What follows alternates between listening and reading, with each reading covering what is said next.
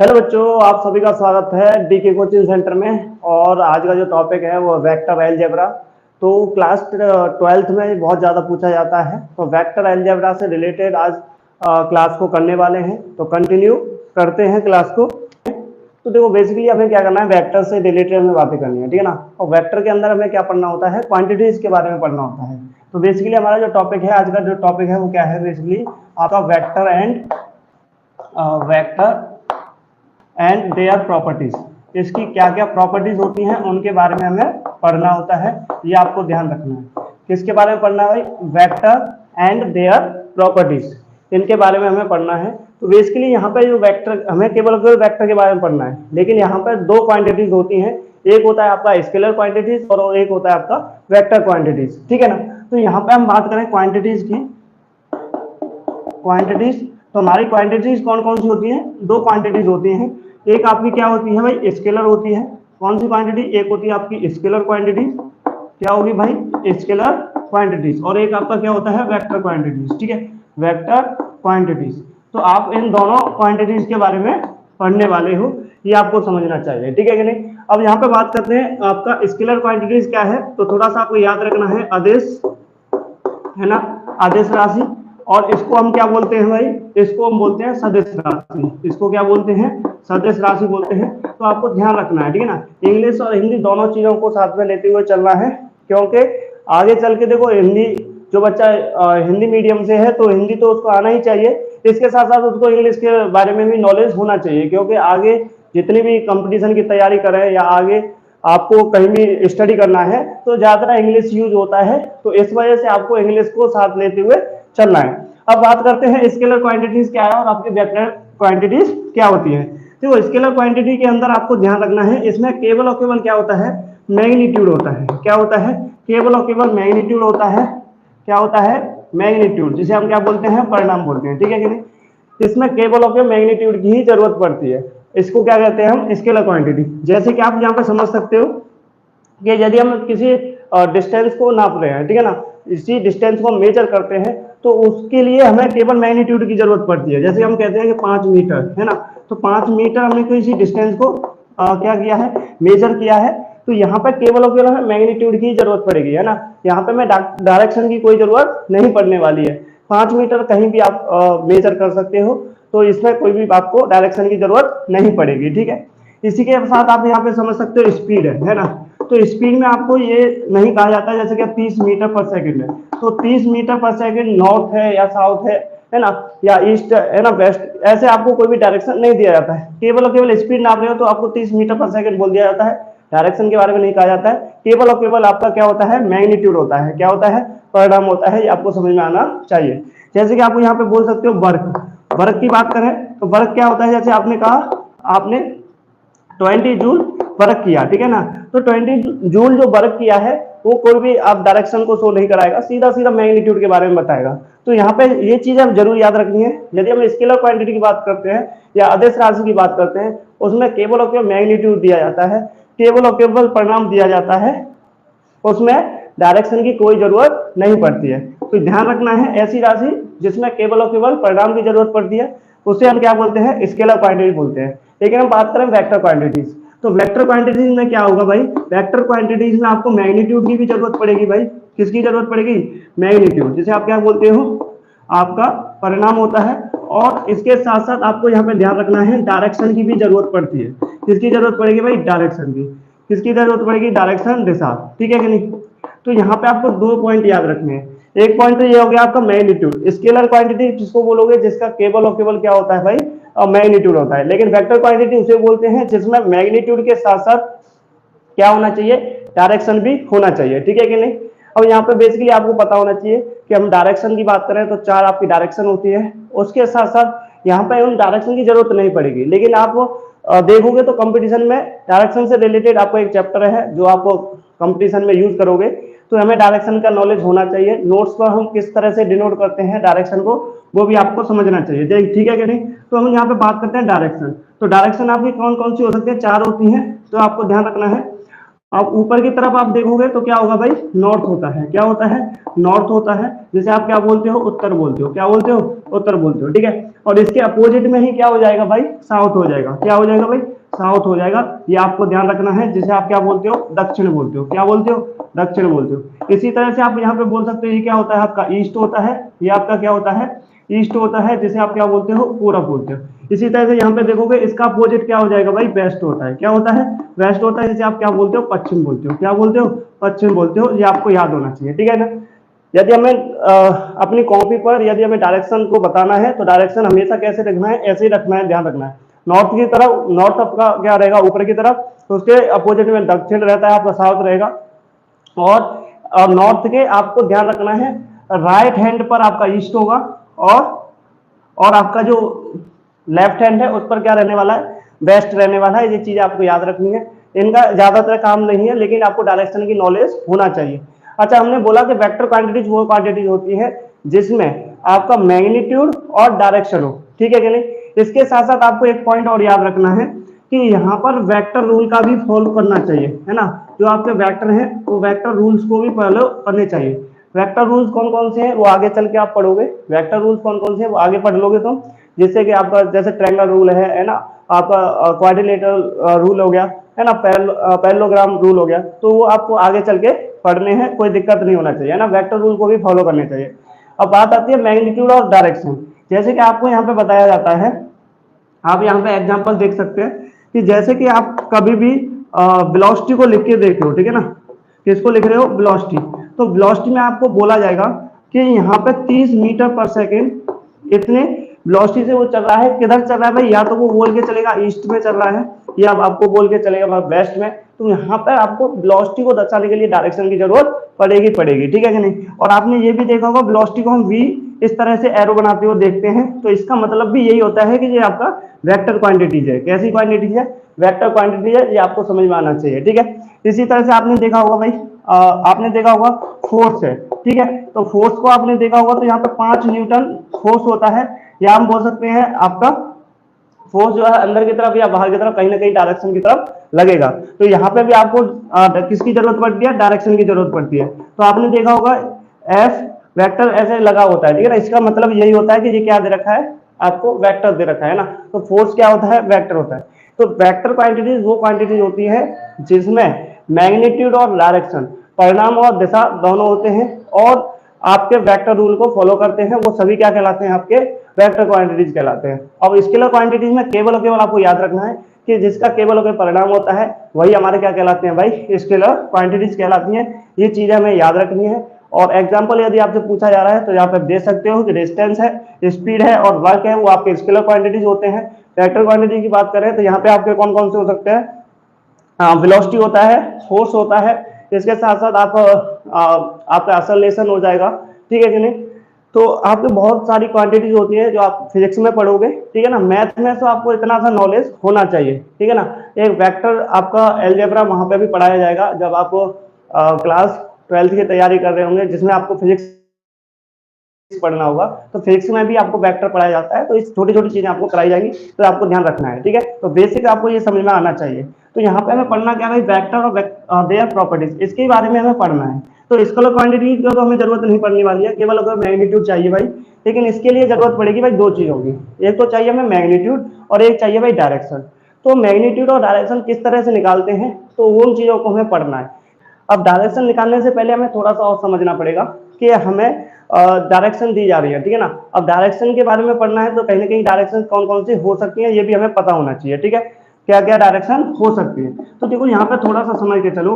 यहाँ पे जो डायरेक्शन होती हैं वो केवल और केवल क्या होती हैं, 3 डायरेक्शन होती है। कौन कौन सी डायरेक्शन होती है भाई, देखो यहाँ पे थोड़ा सा आपको समझना पड़ेगा। एक तो आपकी डायरेक्शन होती है यहाँ पे एक्स एक्सिस, क्या होती है, एक्स एक्सिस। और यदि हम ऊपर की तरफ जा रहे हैं तो उसको हम बोलते हैं बाई एक्सिस। क्या बोलते हैं, बाई एक्सिस बोलते हैं, ठीक है ना। तो यहाँ पर 3 ही डायरेक्शन होती है, ध्यान रखना है। कितनी डायरेक्शन होती है, 3 डायरेक्शन होती है। कौन कौन सी, आपका एक्स एक्सिस और बाई एक्सिस। ध्यान रखना है ये दोनों ही डायरेक्शन कैसी होती है, एक दूसरे के 90 डिग्री पर होती है। अब ध्यान से समझ लेना, तीसरी डायरेक्शन जो है वो क्या होती है, जेड एक्सिस होती है।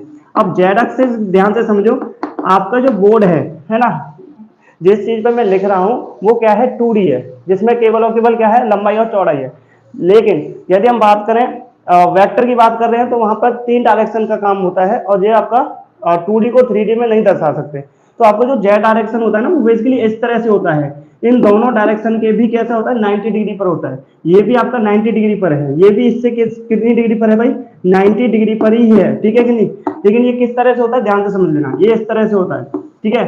या तो ये बाहर की तरफ हो सकता है या अंदर की तरफ, इस तरह से हो सकता है। इसके बिल्कुल क्या होता है परपेंडिकुलर होता है, ध्यान रखना है, बिल्कुल इसके ऊपर इस तरह से रहेगा, ठीक है। आप समझ सकते हो, या इसको इस तरह से भी समझ सकते हैं थोड़ा सा, और इसको समझते चलते हैं भाई, जो बहुत ज्यादा इंपॉर्टेंट है, यही टॉपिक आपको बहुत ज्यादा इंपॉर्टेंट है। ऐसे समझो ये आपके दो पेन्स है ना, ये आपका क्या होगा यदि हॉरिजॉन्टल लाइन की बात करते हैं, आपको दिख रहा है कि नहीं दिख रहा। यदि हम हॉरिजॉन्टल लाइन की बात करते हैं तो ये आपका क्या होता है एक्स एक्सिस होता है, क्या होता है एक्स एक्सिस होता है। यदि हम बात करें वर्टिकल लाइन की बात करते हैं तो ये आपका क्या हो जाता है भाई, ये आपका वाई एक्सिस हो जाएगा, ठीक है कि नहीं। तो इसकी बात करें जेड एक्सिस, तो जेड एक्सिस क्या होगा, ये इसके और इसके दोनों के कैसे होता है परपेंडिकुलर होता है। तो जेड एक्सिस इस तरह से होता है, जेड एक्सिस कहाँ होगा भाई इस तरह से होगा, आगे की तरफ होता है। अब आगे की तरफ ये इस तरह से लगा है, तो इसको कैसे मैं रिप्रेजेंट करूं, इसको कैसे रिप्रेजेंट करूं भाई। इसको रिप्रेजेंट करने के लिए क्या करना होता है, इसको थोड़ा सा इस तरह से डाउन कर दिया जाता है, जिससे आपको दिख रहा होगा ये इस तरह से है, लेकिन होता कैसे है बिल्कुल इसके सीध में होता है। आ रहा है कि नहीं आ रहा। इसके साथ साथ आपको ये भी समझना है कि ये आपकी जो डायरेक्शन है इसको भी थोड़ा सा समझते हुए चलो, क्योंकि इसी का काम है, आगे चल के इसी चीज का काम है। आपको 3D भी पढ़ना है, तो वेक्टर के साथ साथ 3D भी आप समझ सकते हो। थोड़ा सा ये समझ के चलो, ये आपका क्या होता है एक्स एक्सिस होता है, ये आपका क्या होता है वाई एक्सिस, और ये आपका क्या हो जाएगा जेड एक्सिस हो जाएगा, ठीक है कि नहीं। अब इसके अपोजिट भी डायरेक्शन हो सकती है। ये एक्स एक्सिस यदि इधर की तरफ चल रहा है तो इधर, यदि अपोजिट डायरेक्शन में चलेगा तो कैसा हो जाएगा नेगेटिव हो जाएगा, ठीक है कि नहीं। ये एक्स एक्सिस होता है, इसी को इधर की तरफ चलोगे तो क्या हो जाएगा नेगेटिव एक्स एक्सिस होता है, क्या होता है नेगेटिव एक्स एक्सिस होता है, ठीक है। अब यदि हम बात करें वाई में, ऊपर की तरफ चल रहे हो तो आपका क्या हो जाएगा पॉजिटिव वाई एक्सिस होता है। देखिए नीचे की तरफ यदि आप चलना चाह रहे हो, यहाँ से नीचे की तरफ जाओगे तो क्या हो जाएगा नेगेटिव डायरेक्शन हो जाएगा, आपका क्या हो जाएगा भाई वाई एक्सिस नेगेटिव डायरेक्शन होता है। जेड की बात करोगे आगे की तरफ चल रहे हो तो आप पॉजिटिव जेड एक्सिस हो जाएगा, और यदि पीछे की तरफ चलोगे तो क्या हो जाएगा नेगेटिव आपका जेड एक्सिस हो जाएगा, ठीक है। ये पॉइंट आपको क्लियर हो गया कि आपका एक्स एक्सिस वाई एक्सिस और जेड एक्सिस होते हैं, और इसी के अपोजिट यदि हमें चलना है तो क्या हो जाएगा भाई वो आपके नेगेटिव के साथ ले जाते हैं, ठीक है ना। उनको क्या बोलते हैं negative X axis, negative Y axis और नेगेटिव जेड एक्सिस बोलते हैं, ठीक है। इसके साथ साथ आपको ये भी समझना है कि ये आपका एक्स एक्सिस है और ये आपका वाई एक्सिस है। तो आपको जो दिख रहा होगा कि ये एक्स एक्सिस और वाई एक्सिस, इससे एक प्लेन बन रहा है, क्या बन रहा है भाई एक प्लेन बन रहा है, एक समतल बन जाएगा। आप देख लोगे एक्स और वाई से एक समतल बन रहा है, ठीक है। तो यहाँ पे कभी कभी एक क्वेश्चन बनता है कि यदि हमें एक्स वाई प्लेन चाहिए, एक्स वाई प्लेन चाहिए, तो एक्स वाई प्लेन में क्या जेड की जरूरत पड़ रही है, नहीं पड़ रही है। तो इसका मतलब आपका जो जेड एक्सिस है वो क्या हो जाएगा जीरो हो जाएगा। यदि एक्स वाई प्लेन की जरूरत आपको निकालना है तो जेड एक्सिस क्या हो जाएगा जीरो हो जाएगा, क्या हो जाएगा जेड एक्सिस जीरो हो जाएगा। इसी तरह से मुझे वाई एक्सिस और जेड एक्सिस चाहिए, वाई एक्सिस और जेड एक्सिस चाहिए, ये प्लेन चाहिए, तो इसका मतलब यह है एक्स एक्सिस क्या है जीरो है। यदि मुझे केवल और केवल क्या चाहिए भाई इसके साथ साथ आपका और तीसरा प्लेन कौन सा है ये वाला एक्स एक्सिस और जेड एक्सिस, एक्स एक्सिस और जेड एक्सिस, ये वाला प्लेन चाहिए नीचे वाला, दिख रहा है कि नहीं दिख रहा। देखो ये इस तरह से देखोगे तो ये वाला प्लेन हो जाएगा, ये एक्स एक्सिस है और ये आपका वाई एक्सिस है। तो यहाँ पे आपका क्या हो जाएगा Z axis, sorry Z axis. तो एक्स और जेड एक्सिस को निकालना है तो आपको वाई बराबर क्या करना पड़ेगा जीरो करना पड़ेगा। तो आपको यहाँ पे तीन प्लेन के बारे में भी नॉलेज होना चाहिए, क्या होना चाहिए भाई तीन प्लेन भी होते हैं।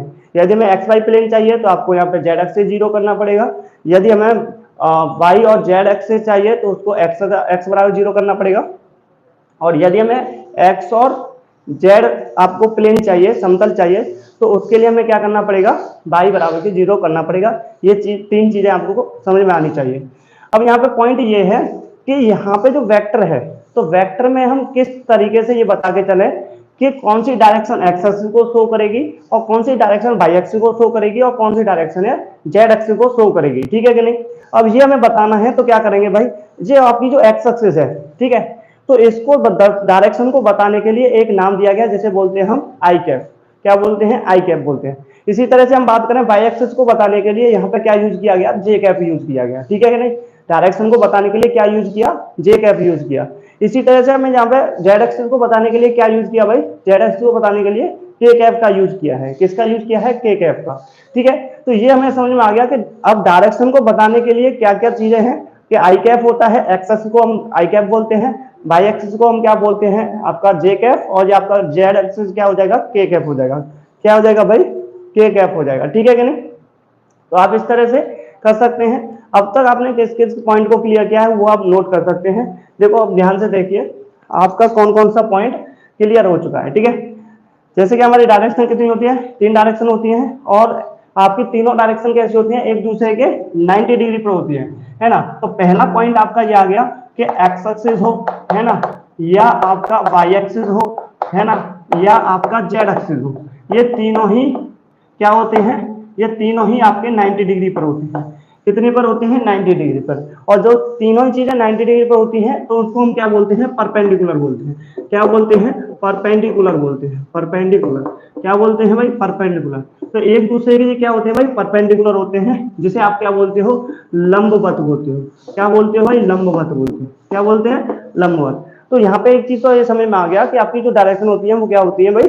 लंबवत होती है, एक दूसरे से 90 डिग्री पर होती है। दूसरा पॉइंट हमारा ये था कि यहाँ पर आपको 3 प्लेन मिलते हैं, 3 समतल मिलते हैं। अब 3 समतल कौन कौन से मिलते हैं? आपको यहाँ पे 3 प्लेन मिलते हैं, आपके 3 समतल मिलते हैं। अब 3 समतल कौन कौन से थे आपको यहाँ पे ये बताया था। तो पहला जो होता है वो क्या था आपका? एक्स और वाई, एक्स बाई प्लेन। क्या था? X Y plane. अब एक्स बाई प्लेन देख रहे हो तो उसमें क्या चीज जीरो रहती है, ये आपको समझ में आना चाहिए कि आपका जो जेड है वो इक्वल टू 0 हो जाएगा। मतलब आपका जो जेड एक्सिस है वो क्या हो जाएगा भाई? 0 हो जाएगा। यहाँ पे लिख देते हैं जेड एक्सिस। तो आपका जो जेड एक्सिस है वो इक्वल टू क्या आ जाएगा? 0 हो जाएगा। ठीक है कि नहीं? यदि हमें क्या चाहिए भाई? केवल और केवल मुझे चाहिए भाई आपका एक्स और जेड एक्सिस। क्या चाहिए? एक्स जेड प्लेन चाहिए। क्या चाहिए? एक्स जेड प्लेन चाहिए। तो इसके लिए क्या कंडीशन होगी भाई? बाई बराबर के 0 रहेगा, क्योंकि इस वाले प्लेन में आपका बाई प्रेजेंट नहीं होगा। तो इसका मतलब आपका बाई एक्सिस इक्वल टू क्या आ जाएगा? बाई एक्सिस इक्वल टू 0 आ जाएगा। क्या आ जाएगा? Y axis equal to 0। तीसरा पॉइंट आपका क्या होता है भाई? तीसरा पॉइंट है बाई और जेड प्लेन। बाई और जेड प्लेन, तो बाई और जेड प्लेन क्या हो जाएगा भाई? बाई और जेड प्लेन क्या होगा? जिसमें आपको एक्स एक्सिस को क्या करना पड़ेगा भाई? 0 करना पड़ेगा। एक्स एक्सिस को क्या करना पड़ेगा? 0 करना पड़ेगा। ये आपको समझ में आना चाहिए, ये चीजें क्लियर है। अब इसके बाद आपको ये भी बता दिया था कि आप एक्स एक्सिस को क्या नाम दोगे। यदि हम वेक्टर पढ़ रहे हैं तो उसमें एक्स एक्सिस को क्या बोलते हैं, यदि हम वेक्टर पढ़ रहे हैं तो वाई एक्सिस को क्या बोलोगे, यदि वेक्टर पढ़ रहे हैं तो जेड एक्सिस को हम क्या बोलते हैं। तो तीसरा पॉइंट आपको ये बताया है कि एक्स एक्सिस को हम क्या बोलते हैं भाई? X axis. तो एक्स एक्सिस को हम क्या बोलते हैं भाई? एक्स एक्सिस को बोलते हैं आई कैप। एक्स एक्सिस को क्या बोलते हैं? आई कैप। देखो ये जो लगा हुआ है इसको हम क्या बोलते हैं? कैप बोलते हैं। कैप तो आपने पहना होगा भाई, कैप तो आप जानते हो, है ना, जो आप पहनते हो, है ना, सिर पर पहनते हो। तो ये कैप है। ये क्या है? कैप है। एक्स एक्सिस को क्या बोलते हैं? आई कैप बोलते हैं। इसी तरह से आपको यहाँ पे ये याद रखना है कि बाई एक्सिस को हम क्या बोलते हैं भाई? बाई एक्सिस को हम बोलते हैं जे कैप। क्या बोलते हैं भाई? जे कैप बोलते हैं। ये आपको ध्यान रखना है। कैप तो आप बोल सकते हो। और यहाँ पे आपको ये भी समझ में आ गया कि जेड एक्सिस को हम क्या बोलते हैं भाई? जेड एक्सिस को बोलते हैं हम के कैप। क्या बोलते हैं? के कैप बोलते हैं। ठीक है, अच्छा, इसके साथ साथ आपको एक पॉइंट और याद रखना है, आप एक्स्ट्रा पॉइंट बना सकते हो कि वेक्टर को हम किस तरह से रिप्रेजेंट करते हैं। थोड़ा सा ये पॉइंट रह गया था कि वेक्टर को हम किस तरह से रिप्रेजेंट करते हैं, आप लिख सकते हो। तो इसको जो रिप्रेजेंट करते हैं वो हमारा क्या होता है? कैपिटल लेटर से रिप्रेजेंट करते हैं, और इनके ऊपर क्या लगाता है? एक एरो लगा होता है। क्या होता है? एरो लगा होता है। जैसे कि आपका ए वेक्टर है ना, या आपका क्या हो सकता है, इस तरह से देखोगे तो बी वेक्टर है ना, इस तरह से देखोगे सी वेक्टर, या आप बोल सकते हो ए वेक्टर, या आपका हो जाएगा बी वेक्टर, और ये आपका सी वेक्टर। तो इस तरह से आपके वेक्टर होते हैं। ये आपको ध्यान रखना है कि किस तरह से हम रिप्रेजेंट करते हैं। ठीक है, तो वेक्टर को हम किस तरह से रिप्रेजेंट करते हैं, ये आपको एक चीज पॉइंट याद रख लेना है। इसके साथ साथ आपको ये भी पता चल गया कि यदि हमें डायरेक्शन की बात कर रहे हो तो डायरेक्शन आपकी 3 तरह से होंगी। आपका एक्स एक्सिस, वाई एक्सिस और जेड एक्सिस। एक्स एक्सिस को हम आई कैप बोलते हैं, वाई एक्सिस को जे कैप बोलते हैं, और जेड एक्सिस को के कैप बोलते हैं। तो इतना तो आपको समझ में आ गया होगा कि हमें यदि डायरेक्शन निकालना है तो हमें कैप की जरूरत पड़ेगी। क्या किसकी जरूरत पड़ेगी? कैप निकालना है। क्या निकालना है? कैप निकालना है। और ये कैप किसको रिप्रेजेंट करते हैं? ध्यान से समझो। आगे आने वाला टॉपिक है हमारा यूनिट वेक्टर। क्या है? Unit vector. यही हमारा क्या कहलाता है? यूनिट वेक्टर कहलाता है। यूनिट वेक्टर जिसे हम क्या बोलते हैं? इकाई सदिश बोलते हैं। क्या बोलते हैं? इकाई सदिश बोलते हैं। ठीक है कि नहीं। अब इकाई सदिश है तो इसमें थोड़ा सा आपको समझना पड़ेगा कि इकाई सदिश का मतलब होता है, इकाई मतलब एक होता है, यूनिट मतलब एक। तो ऐसा आपका ऐसा वेक्टर जिसका परिणाम कैसा हो, एक हो, जिसका रिजल्ट कैसा हो या जिसका मैग्नीट्यूड क्या हो, एक हो। ऐसा वेक्टर जिसका मैग्नीट्यूड कैसा होना चाहिए भाई, मैग्नीट्यूड एक होना चाहिए। क्या होना चाहिए भाई, मैग्नीट्यूड एक होना चाहिए। ठीक है, क्या कर सकते हो, नोट कर सकते हो। और नोट करने के बाद हम यहाँ पे स्टार्ट करने वाले हैं यूनिट वेक्टर को। किसको स्टार्ट करेंगे, फिर यूनिट वेक्टर को। ठीक है, तो ये सारी चीज आपके माइंड में होनी चाहिए, क्या क्या चीजें हैं, कैसे हम डायरेक्शन को रिप्रेजेंट करते हैं। ये छोटे से छोटे पॉइंट्स हैं जो आपको आने चाहिए। ठीक है, तो आप इसको नोट करिए और आगे चलते हैं। Unit vector, unit vector. तो यूनिट वेक्टर में सबसे पहला पॉइंट जिसे हम क्या बोलते हैं, जिसे हम बोलते हैं इकाई सदिश। क्या बोलते हैं भाई, इकाई सदिश बोलते हैं। क्या बोलते हैं, इकाई सदिश। तो यहाँ पे आपका पहला पॉइंट तो ये होता है कि ऐसा सदिश जिसका मैग्नीट्यूड क्या हो, एक हो, जिसका मैग्नीट्यूड क्या हो, एक हो। पहला पॉइंट आपका क्या है कि मैग्नीट्यूड, पहला पॉइंट है आपका मैग्नीट्यूड। मैग्नीट्यूड क्या होता है, एक होता है। क्या होता है, एक होता है। अभी हम बताएंगे कि मैग्नीट्यूड को कैसे रिप्रेजेंट करते हैं, आगे वाला टॉपिक हमारा मैग्नीट्यूड ही रहेगा। सबसे उससे पहले हमें क्या समझ लेना है, अभी यूनिट वेक्टर को समझना है। लेकिन यूनिट वेक्टर के अंदर एक चीज आपको ये समझना है कि आपका मैग्नीट्यूड क्या होता है भाई, एक होता है। दूसरा पॉइंट आपका ये आता है, दूसरे पॉइंट में आपको ये याद रखना है कि यूनिट वेक्टर को हम किससे रिप्रेजेंट करते हैं। यूनिट वेक्टर को हम किससे रिप्रेजेंट करते हैं, तो किसी भी वेक्टर के ऊपर कैप लगाए। ठीक है नहीं, यदि हम बात करें किसी भी कैपिटल लेटर आपका दे रखा है उसके ऊपर कैसा लगाए, इस तरह का हो जाए, तो इसको हम बोलते हैं कैप। क्या बोलते हैं भाई, कैप बोलते हैं। तो किसी की सिर पर, किसी के सिर पर आपका कैप लगा हुआ है तो समझ जाना ये क्या दे रखा है आपको, यूनिट वेक्टर दे रखा है ना। और डायरेक्शन के साथ साथ इसको अब ध्यान से समझो, कैप लगाए तो इसका मतलब अभी हमने देखा था एक्स एक्सिस के लिए आई कैप बोला था, और बाई एक्सिस के लिए हमने जे कैप बोला था, और जेड एक्सिस के लिए हमने के कैप बोला था। तो क्या आई कैप, के कैप और आपका जे कैप, ये क्या आपके डायरेक्शन है? हाँ बिल्कुल डायरेक्शन है। और डायरेक्शन है तो इसका मतलब यूनिट वेक्टर भी है। हाँ बिल्कुल यूनिट वेक्टर भी है। तो इसका मतलब ये हुआ कि आपका जो यूनिट वेक्टर है वो बेसिकली आपको क्या देता है, तो यहाँ पे आपको ध्यान रखना है, ये आपको क्या देता है, गिव्स डायरेक्शन। डायरेक्शन क्या देता है भाई, डायरेक्शन देता है। और किसकी डायरेक्शन देता है, वेक्टर की। तो direction of vector, direction of vector, ये किसकी डायरेक्शन दे रहा है भाई, वेक्टर की। तो ये हमें क्या देगा भाई, डायरेक्शन ऑफ ए वेक्टर। तो इसका मतलब ये हो गया कि हमें यदि डायरेक्शन निकालना है तो हमें क्या चाहिए भाई, इसके साथ साथ हमें क्या चाहिए भाई कि यूनिट वेक्टर निकालना है। क्या निकालना है, यूनिट वेक्टर। क्या निकालना है, यूनिट वेक्टर। तो ये तीनों पॉइंट्स हमें समझ में आने चाहिए, और इसको किससे रिप्रेजेंट करते हैं ये भी समझ में आ गया, और मैग्नीट्यूड क्या है ये भी हमें समझ में आ गया है। तो इसी के साथ साथ हमें यहाँ पे ये भी समझना पड़ेगा कि मैग्नीट्यूड क्या है। ठीक है कि नहीं। अब मैग्नीट्यूड को समझने के लिए ध्यान से समझो कि मैग्नीट्यूड है, अब किस तरह से हम मैग्नीट्यूड निकालते हैं। अब आपको कोई ना कोई वेक्टर दिया जाएगा, क्या दिया जाएगा भाई, वेक्टर दिया जाएगा। अब वेक्टर जैसे मैं मान के चलता हूँ ए वेक्टर है, कोई वेक्टर क्या है, ए वेक्टर है। अब यहाँ पे आपको समझना चाहिए कि ए वेक्टर जो है वो आपका एक्स एक्सिस में कितना चल रहा है भाई, ए एक्स मान रहा हूँ, ए एक्स में वो एक्स एक्सिस में 5 यूनिट चले या 10 यूनिट चलता है या आपका 15 यूनिट चलता है। तो ये जो आपका एक्स एक्सिस में चल रहा है उसको मैं मान के चल रहा हूँ क्या है, एक एक्स है। क्या है, ए एक्स है। किधर चल रहा है भाई, आपका एक्स एक्सिस में चल रहा है। तो इसका मतलब मैं क्या बोल के चलूंगा, आई कैप। क्या बोल के चलूंगा, आई कैप। तो आई कैप का मतलब एक्स एक्सिस, और एक्स एक्सिस में कितना चल रहा है, वो ए एक्स चल रहा है। इसी तरह से यहाँ पे आपको ध्यान रखना है आपका ए वाई। ए वाई क्यों लेके चल रहा हूँ, क्योंकि आपको बाई एक्सिस में चलना है। अब ए बाई का मतलब बाई एक्सिस में, और बाई एक्सिस को किससे रिप्रेजेंट करते हैं, जे कैप से।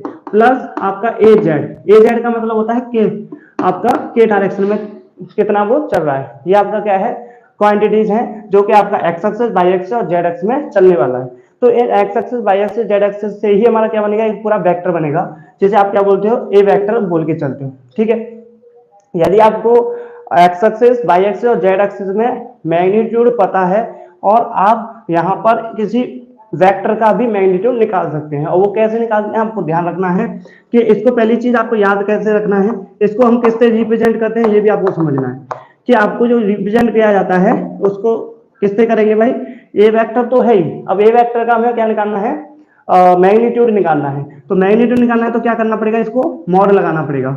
इसको हम क्या बोलते हैं भाई, मॉड बोलते हैं। क्या बोलते हैं, मॉड। तो मॉड तो आपका ये शॉर्ट में होता है, इसको हम क्या बोलते हैं, सीधा से याद रखो, मॉडुलस।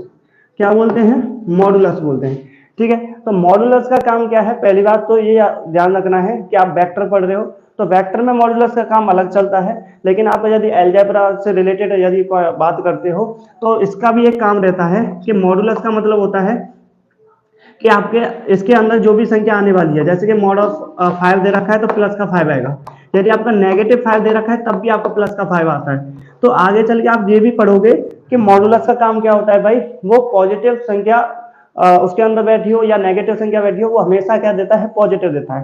तो आपका जो मॉडुलस है वो बेसिकली क्या होता है, मॉडुलस बेसिकली क्या देता है, पॉजिटिव वैल्यू देता है। क्या देता है, पॉजिटिव वैल्यू देता है, ये भी हमें समझना चाहिए।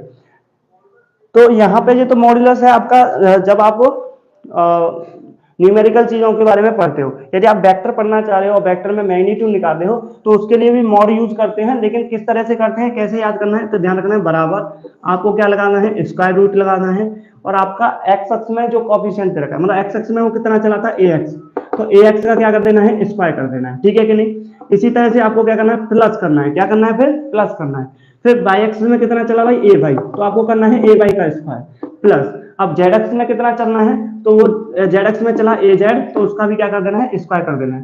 तो आपको जब भी आपको डायरेक्शन क्या चाहिए, मैग्नीट्यूड, तो आपको मैग्नीट्यूड चाहिए तो आपको ये करना है, मैग्नीट्यूड चाहिए तो क्या करना पड़ेगा भाई, रूट के अंदर ए एक्स पे स्क्वायर प्लस के ए वाई पे स्क्वायर प्लस के ए जेड पे स्क्वायर। इसको थोड़ा सा ये समझ के चलो, जैसे कि ये आपका ए वेक्टर है और ये आपको दे रखा है 2 आई कैप और 3 जे कैप प्लस के 4 के कैप, ये आपको दे रखा है। तो आपसे बोला गया कि इसका मैग्नीट्यूड निकालिए, तो आप क्या करोगे, आपका लिखोगे वेक्टर का मॉडुलस निकालोगे, क्या लिखोगे, इस तरह से लिखोगे जिससे आपको क्या पता चलेगा कि हाँ इसका हम मैग्नीट्यूड निकालें। तो आपका क्या होगा, वेक्टर पे मॉड लग गया, और वेक्टर पे मॉड लग गया तो क्या लगाना है, पहले तो आपको स्क्वायर रूट लिखना है, फिर इसके बाद क्या करना है, आई कैफ का कॉफिशिएंट क्या दे रखा है, 2 दे रखा है, मतलब आपका आई कैफ मतलब एक्स एक्सिस, और एक्स एक्सिस में कितना चल रहा है वो 2, तो आपको क्या करना है, 2 का स्क्वायर कर देना है, फिर क्या करना है, प्लस करना है, फिर जेड एक्स में वो कितना चल रहा है 3, तो आपको क्या करना है, 3 का स्क्वायर कर देना है, फिर वो आपका जेड एक्स में कितना चला है 4, तो उसका भी स्क्वायर कर देना है, क्या करना है, स्क्वायर कर देना है, ठीक है कि नहीं। अब इसका स्क्वायर निकालो तो क्या आएगा भाई, इसको सॉल्व करते हैं, ये इसका स्क्वायर निकालोगे तो क्या आएगा, देखो आपका ये आएगा 4 और ये आपका क्या आएगा 9 और ये आपका कितना आएगा भाई 16 आएगा। तो ये कितना आएगा भाई 16 और 9 25 और ये रूट के 29 आ जाएगा, ठीक है कि नहीं। ये आपका क्या आ जाएगा 29 आ जाएगा।